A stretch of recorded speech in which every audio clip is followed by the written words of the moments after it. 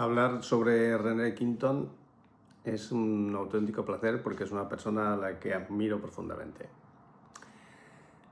Hablamos de un francés que nació en 1866 en el seno de una familia precisamente del mundo de la medicina, aunque él no siguió esa línea.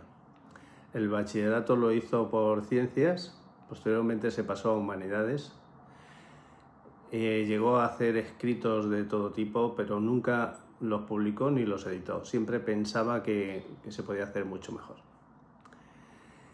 Fue a los 29 años cuando se le despertó esa vocación de investigación científica.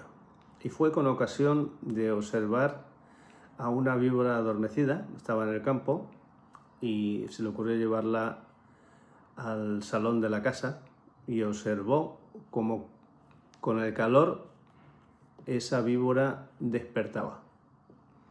Esto le ocasionó, pues, decir, qué curioso todo esto, cómo puede ser, y analizar el comportamiento de todos los seres humanos en cuanto al tema de su temperatura, qué efectos tenía. Para ello, también siguió un método científico experimental, concretamente el de Claude Bernard, un científico, que consistía en observar el fenómeno, sacar unas ideas o hipótesis, hacer un razonamiento sobre esas ideas, posteriormente experimentarlo y posteriormente llevarlo a lo que es la ciencia, es decir, reflejarlo ya como ciencia. Al estudiar toda la temperatura de todos los seres humanos, que para ello viajó por todo el mundo, llegó a la conclusión de que estaba relacionado directamente con el enfriamiento del globo y que oscilaba entre 24 y 44 grados. Ya llegó también a que estaba relacionado con el agua de mar. Todo esto lo plasmó en su primera ley, no teoría, ley de la constancia térmica, que le llamó. Siguió investigando y llegó a la conclusión de que todos procedemos del agua del mar, porque hace millones de años todo estaba cubierto por el mar y todos en nuestro interior procede del agua de mar, demostrando que el agua de mar rebajada a la isotonía es idéntica al medio interior humano.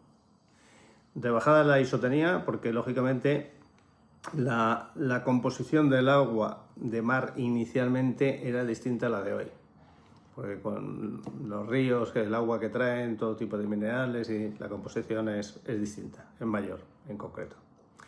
Y esto lo plasmó en la ley de la constancia marina, su segunda ley.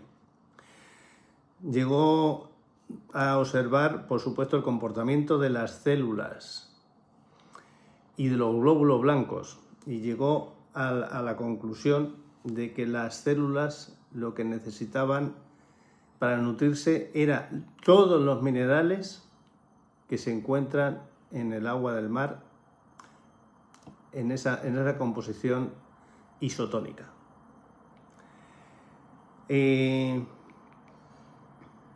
Tuvo la suerte también de que un científico de la época, Marey, le escuchó y le cedió sus laboratorios para hacer los experimentos. Dichos experimentos los realizó con perros inicialmente.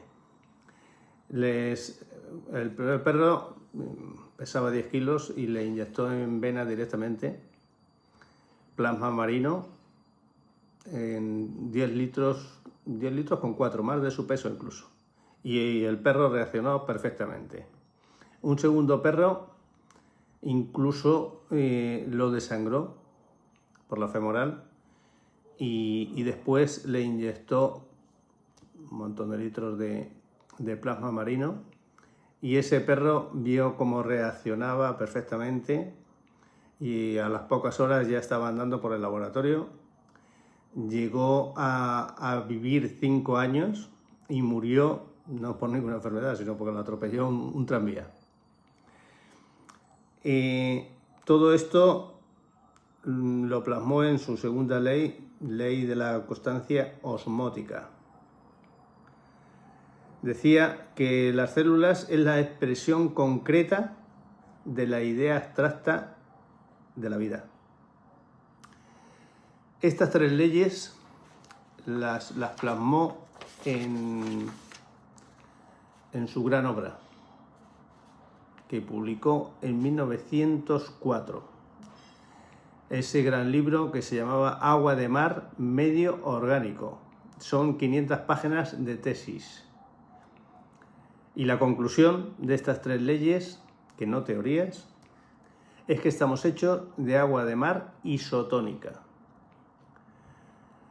Este método marino de René Quinto fue una auténtica revolución en el mundo de la medicina y transforma todas las ciencias biológicas también. Dos científicos del momento pensaban distinto a él, en concreto Pasteur, por un lado, que sus trabajos iban enfocados a la concepción de la enfermedad. Los trabajos de René Quinto iban enfocados a la concepción de la salud. ¿Qué quiero decir con esto? Que Pasteur todo iba enfocado a cómo matar las bacterias a través de poner vacunas, de antibióticos, etc. En cambio, René Quinto, toda su teoría era darle a las células los minerales que necesitan y ellas van a combatir cualquier tipo de enfermedad. Darwin, la teoría de este científico era la evolución de las especies. Él decía que nosotros, por ejemplo, procedemos del mono. Siempre hablaba de la supervivencia del más apto.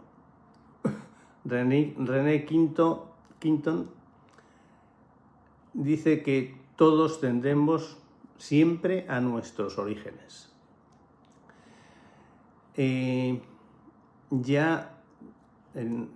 Después de 1904 a 1906, pues cada vez iba teniendo más importancia dentro de todo el mundo de los científicos, de los profesores y demás. Le permitieron incluso aplicar el método marino en hospitales, pero siempre a enfermos terminales. La respuesta fue increíble. Por supuesto, fue la primera vez que se aplicó inyecciones, bien por vía ultravenosa y subcutáneas. Él fue el que inició todo esto y la respuesta fue increíble. Le pedían que siguiera investigando, pero él siempre decía el símil ese de que el árbol echa unos frutos muy bonitos, pero lo importante es que esos frutos lleguen al mercado. Y él decía que lo importante de todas sus investigaciones es que llegaran al ser humano. Entonces, en 1907, en marzo concretamente, abrió por primera vez con su propio dinero el primer dispensario marino. En diciembre ya se abrió el segundo, gracias a donaciones y demás.